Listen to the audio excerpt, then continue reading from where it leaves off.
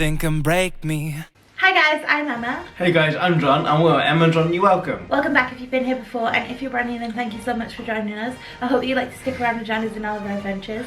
You can do that by hitting the little subscribe button. You know it is just now, just in the corner. If you do hit the subscribe button, then please make sure to turn the notification bell as well, and then you'll be notified every single time that we post. Absolutely. So if you've been watching our Facts and Secrets videos, you will know that we have made it all the way around to Mexico. We like the Mexico Pavilion. We like all the pavilions. We do, yeah. But the Mexico Pavilion is a cool one too. It is a cool one. They're all cool in their own way. Yeah. Let's get into the facts and secrets. Let's do it. Secret number one, and the very beginning of me butchering Mexican pronunciations. So the famous pyramid in the Mexican Pavilion represents 3 Mexican cultures. So the architecture is Mayan. We're going with Mayan. If it's Mayan, I'm wrong. The decor is Aztec, and then the artwork is Taytec or Tatec. I feel like it would be Taytec. Yeah. So I think that's what we're going to go with, but neither of us have heard of that before. So. Not at all, no. We do a bit at school about Mayan and the other one. The Aztec, yeah. So we learn about like Aztec art at school, and also like the Mayan calendar or Mayan calendar. I don't know which one's right anymore. But we don't learn anything about Taytec. No, but I really enjoy the fact that you try to put in a lot into each pavilion, because I mean that's probably overall in Mexico, but to put it all in one pavilion is really cool. Yeah, and the cultures are probably from like different times as well, and it's blended so nicely that you wouldn't notice. You wouldn't be able to be like, well, that's that and that's that. So I think that is really cool. Absolutely, yeah. Secret number 2. The Mexican Pavilion pyramid didn't always have the blue piece of art at the front. This was added later to stop people climbing all over the pyramid. So the cast members obviously noticed that they were saying, oh, please don't climb that a lot, so they made that piece to like block the bottom few steps. Yeah. Yeah, it's really sad that people have climbed over it, but I like the fact that the cast members made it themselves, and it's something they can sort of put into that pavilion. It's really smart. Yeah, I think you probably still get some people climbing the pyramid now, yeah. And it is very tempting. Like, if you see some steps, you want to go up it. Of course, and there's probably get some cool photos of high, but you know, dangerous. You're gonna hurt yourself, yeah. Yeah. Secret number 3. So we just mentioned that the Mexico Pavilion represents the 3 cultures. It also, inside the pyramid, represents 2 ecosystems. So if you're at the pyramid side of the pavilion, then you are in, I'm having to read this, Mexico's verdant jungle. So you're in the jungle part. And then if you're towards the cantina, then you are in Mexico's barren desert of the Pacific Northwest. That's awesome, isn't it? Yeah, I like it. They get so much into these pavilions. It's great and really clever how it's done. Yeah, and it's such a smooth transition as well. So I mean, I do like how they imagineer that, how they go from each place without you even realising, really, most times. Yeah, you wouldn't really notice. No. What's amazing? Just step from the desert to the jungle. Fact number 4. In Mexico, twilight is a time where friends and family gather and socialise. This is why it's always twilight in a Mexican pavilion. Yeah, so it must be like busy and like people buzzing around in Mexico after dark. And it does, I think it makes the pavilion feel more magical. Like inside the pyramid it's always dark. Yeah. You've got like the bustling marketplace. Absolutely, it reminds me of a holiday, before Disney holiday. When I went as a kid to a hot country, everyone also went off to siesta midday, and in the evening everyone came to life again. And it just reminds me of that, because it's obviously everyone's going to siesta, have a nap in the day if it's too hot, and everyone comes out and socialise and food and drink and that, and it creates a really great atmosphere. Yeah, I think that means they can use the twinkly fairy lights, and that's really cool as well. I like the fairy light. I do, yeah, no, it's really smart.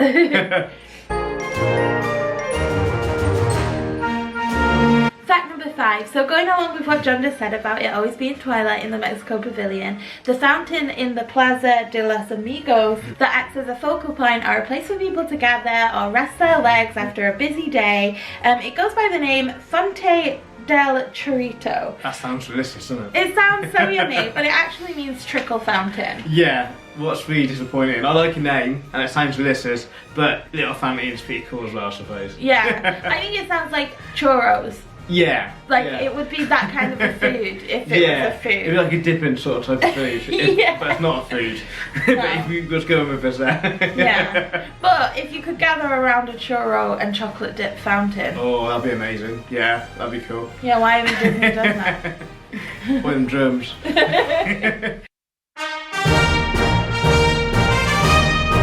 Fact number 6. We always mention characters in each pavilion we do these videos for. In a Mexican pavilion, you can meet Mexico Donald. Yeah, and he's got like a little sombrero on Yes. and a poncho. Is that a poncho? It's like a poncho. Yeah, kind of. We actually met him in 2015, maybe. Yeah. He was really, really cool. Really great meet, because he's awesome. I reckon Mexican Donald has to be one of my favourite characters you can meet around the Epcot World Showcase. Yeah. Because I would like to meet the princesses, but we've said before, like, we're a little bit nervous about face characters in case it gets awkward. No, I like Mexican Donald. He's really fun, really great meet, wasn't he? He was funny, he was wiggling. Yeah. He made a big fuss of like both of us. Yeah, he did. We really liked him. We did. Mexican Donald. And Mexican Donald is my favourite Donald I've met so far, I think, as well. Yeah, and Sombrero is awesome. You know, it's nice and big, how it should be.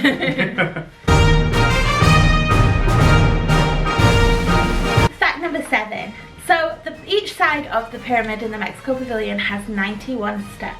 So if you include the step at the top, the flat one at the top, that makes 365, which matches, well, it's the same amount of days that we have here, but it's also the same amount of days in the Mayan calendar. Yes, that's pretty smart. Again, it's one of them facts that no one will know about unless you find out about it. Yeah. And Disney didn't have to do that. I'm sure they didn't have to do that to make it, but they done it to match something that you didn't even match. But it's great that they have when you do find out about it. Yeah, it's lucky that it would work out that way, because if it was 366 days, would they have to do an extra step on the top? Yes, yeah. Otherwise, it would be a wonky pyramid. Yeah. Yeah. I do like these little details that Disney put in when you don't put. No one would realise unless you find out about it. Yeah. It's amazing. Yeah.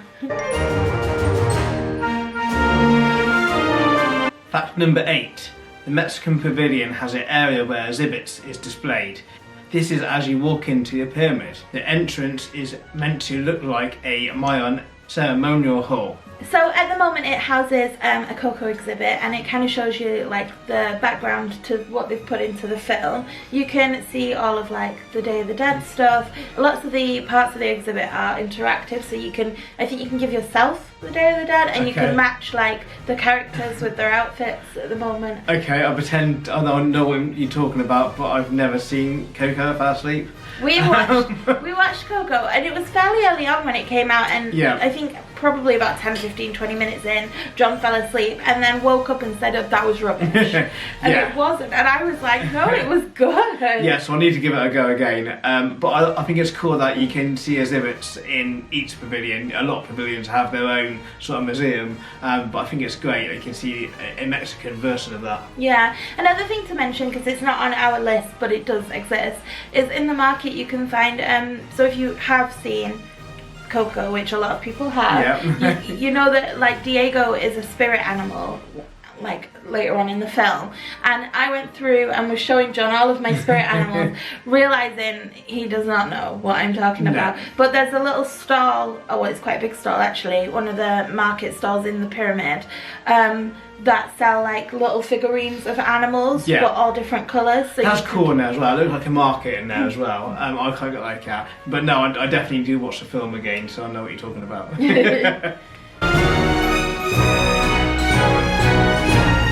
So in the Mexico Pavilion there is a ride, the Three Caballeros, and you get to go on a little boat ride, and at the very end you see Donald and his pals singing the Three Caballeros song. Yep. Those animatronics have been there, they arrived into the Mexico Pavilion in 2015, but they're way older than that. So before then they lived in Tokyo Disney, and they were there for 26 years before they came back and they fitted into the Mexico Pavilion. That's amazing. That's 26 years. Well, it's longer than that now. 26 years before they even went to Disney World.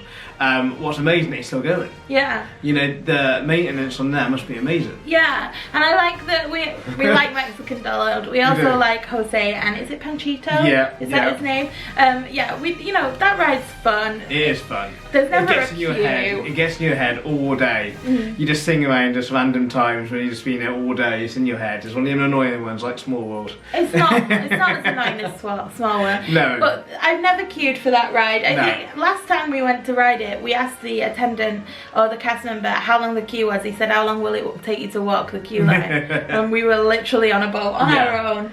It was good though. It's nice. However long the ride is, time to chill out and take the weight off your feet a while, and just it's really cool as well. Yeah. It's nice to get out of the heat as well on that ride. We have said you should be able to take margaritas on there. Yeah, that'd be cool. Yeah. I always wanted to have a what's that restaurant called? Because years go past. Is it the San Angel Inn or the San Angel? Maybe. Or the... Every time I went on that ride, I always think that's a cool place to eat and drink there. I don't know if I don't know if it's any good or not, but some of that I would love to give it a go one day. Yeah, me too actually. I think because the boat drives past us. Yeah, the same as that one, was it, in Paris? Pirates. Yeah. Is it like Captain Jack's? Something like that. I always wanted to do one in Paris as well. The same in Pirates Caribbean comes out on it. That looks really cool. Fact number 10, and my favourite fact. Because of the height of the pyramid, the nighttime show of the World Showcase is controlled from here. There's a small technical office at the top of the pyramid. What is awesome, because it's one of my dream jobs to control a show like that. It'd be amazing. Yeah, I bet the view from up there is so cool as well. And like, I can just imagine like the little window they must have. Yeah. And you would never notice. Like, No. how would you know that? No, you would never notice, but it makes sense because it's probably the highest point in Mexico or in the World Showcase, or one of them. I would imagine it would be one of them, yeah. Yeah, so you can see everything, you can control everything from that office. What's incredible, because I'd love to do that job. I mean, that's one of my dream jobs to do. Yeah, and I imagine the room isn't quite as small as they're suggesting. No. Not as small as some technical offices I've been in, because we were in one once, and it was like in a... In the roof space. It was in the roof space. There was definitely like... You had to duck to get into it. Creatures and stuff. Yeah, but it's really, really smart because you'd have all like laptops and screens and sound desk and all the stuff that you can control from there, and different lights and different fireworks. It'd be really, really interesting to do. I'd love to go in there and have a look at it. So that's it for the Mexico Facts and Secrets, but come back next week because the series is not over. We realised we've missed some, so we're going to continue on. We have, yeah, we've done each pavilion of the World Showcase, what's amazing, and I really enjoy doing them, but there's a lot more facts and secrets as Epcot as itself, and then we'll move on to a different one. Yeah, we're really, really excited to be finishing with this one and moving on to the next section, because we're just finding everything out and we're going to know so many things when we get there. It's going to feel great. Absolutely, I'm really enjoying these. Yeah, but as always, if you know any facts and secrets about the Mexico Pavilion that we've not mentioned, please leave them in the comments below so that everybody can read them and so that we can learn something new as well. Absolutely, yeah, no, definitely do, yeah. And we'll see you in our next video. Thanks for watching, guys. Take care. Bye. Bye.